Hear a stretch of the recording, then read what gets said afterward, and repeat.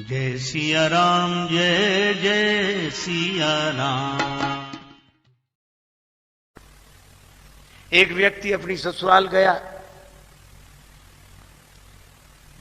गांव का रहने वाला था।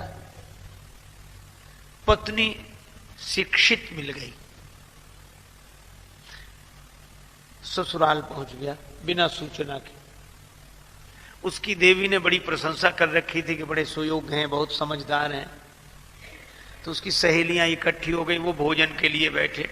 पत्नी मन ही मन डर रही थी कि इतनी इनकी बात बनाई है, पर ये कैसे हैं सो तो मैं जानती ही हूं।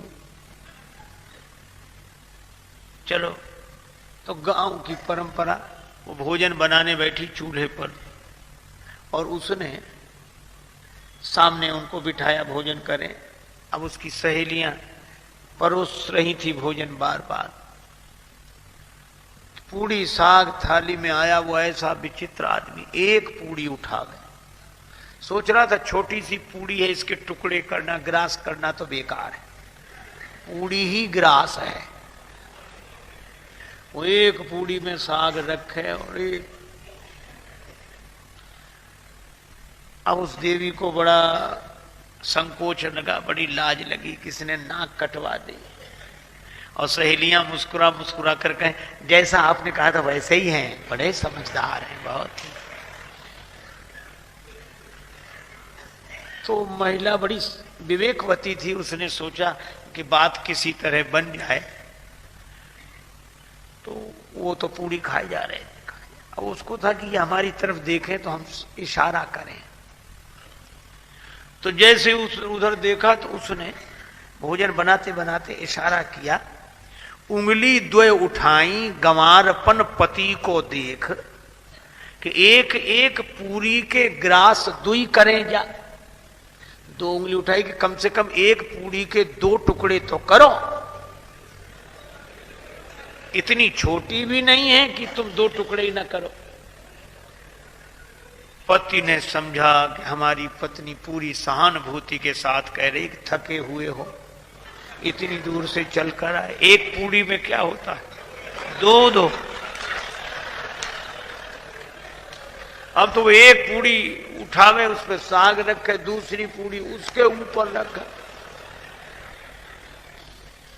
द्वे द्वे को चावे लाग्यो, मूढ़ जब एक साथ। तो पत्नी ने अपना माथा पीट लिया। समझाने वाले तभी माथा पीटते हैं कि समझने वाला उल्टा ही समझे। तो माथ ठोक त्रिया कहे, लाज सो डरे जा। माथा पीटा कि लाज तो रख, कुछ तो समझ। पति ने समझा, ओ बड़ी भूल हो रही थी। पत्नी कह रही है कि ये पूड़ियां साधारण नहीं है, पूजा की पूड़ियां हैं, इन्हें पहले प्रणाम करो, माथे से लगाओ, फिर खाओ। पतिदेव समझे कि पावे के प्रथम इन पूजनीय पूरन को शीश पे धरे जा। अब तो वो दो पूड़ी और साग फिर माथे से लगाओ, फिर खाए। तो पत्नी ने अवसर देखा तो पति को समझाने के लिए चूल्हे से बोली। एक लकड़ी लगाई, अग्नि प्रज्वलित की और बोल उठी रोष भरी चूल्हे से चतुर नारी। और चतुर नारी ने यही कहा कि अरे चूल्हे, जैसो जरे आयो प्रथम तैसो ही जरे जा। इससे तो तू पहले ही अच्छा था, जैसा जल रहा था वैसे ही जलता रहे। समझाने से तो और उल्टा हो गया। कई बार लोग उल्टा ही समझते हैं। क्यों? अच्छा, यह तो एक ग्रामीण की बात हुई कि बेचारा ना समझ था। एक समझदार की बात सुनो। रावण से बड़ा विद्वान तो कोई हो नहीं सकता। 10 गुनी बौद्धिक प्रतिभा है जिसके 10 सिर हैं।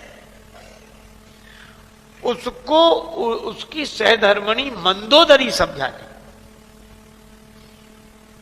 मंदोदरी ने कहा कि श्री राम को साधारण मत समझो, वे विराट ब्रह्म है। पद पाताल शीस अजधामा, जिनके चरण पाताल हैं, सिर ब्रह्मलोक है, वे विराट हैं। और राम जी की महिमा गाई, मंदोदरी ने समझाई, तो रावण मुस्कुराने लगा। तो मंदोदरी खुश हुई कि चलो समझ रहे हैं।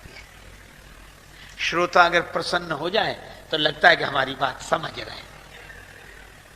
रावण बहुत मुस्कुराए, बहुत खुश हो। तो मंदोदरी भी समझाती गई। अंत में कहा कि अब तो समझ गए आप, ऐसा लगता है। रावण ने कहा हम नहीं समझे, हम जैसा विद्वान नहीं समझेगा तो और कौन समझेगा। तो क्या समझे आप? रावण बोला तुम्हारी बात बड़ी गूढ़ है, गूढ़तम तो बत कही गूढ़ मृग लोचन। मंदोदरी ने कहा कि चलो महत्व समझा इसने। तो गूढ़ रहस्य क्या समझे आप? रावण बोला मैं यह समझा कि हे देवी, तूने नाम तो राम का लिया है और महिमा हमारी गाई है, ये समझ। नाम राम जी का लिया है, जाने प्रिया तोरी चतुराई और यही मिस बरने मम प्रभुताई। राम जी के बहाने मेरी प्रशंसा की है, क्योंकि यह राम में नहीं, यह विशेषता तो मुझ में, पद पाताल शीश अजधाम में। मंदोदरी ने मन ही मन कहा कि क्या अच्छी समझ है, कितना बढ़िया समझे हैं आप। मंदोदरी ने पूछा कि अगर मैं आपकी महिमा गा रही थी तो मैंने आपका नाम तो लिया नहीं, नाम तो राम जी का लिया है। रावण बोला वो भी मैं जानता हूं। क्या तुम इतने बड़े विद्वान की पत्नी हो, शास्त्र सम्मत जीवन जीने वाली हो, और शास्त्रीय मर्यादा यह है कि पतिव्रता देवियां पति का नाम नहीं लेती, इसलिए तुमने नाम हमारा नहीं, नाम राम का लिया है, महिमा हमारी गाई है। जय सिया राम, जय जय सिया राम।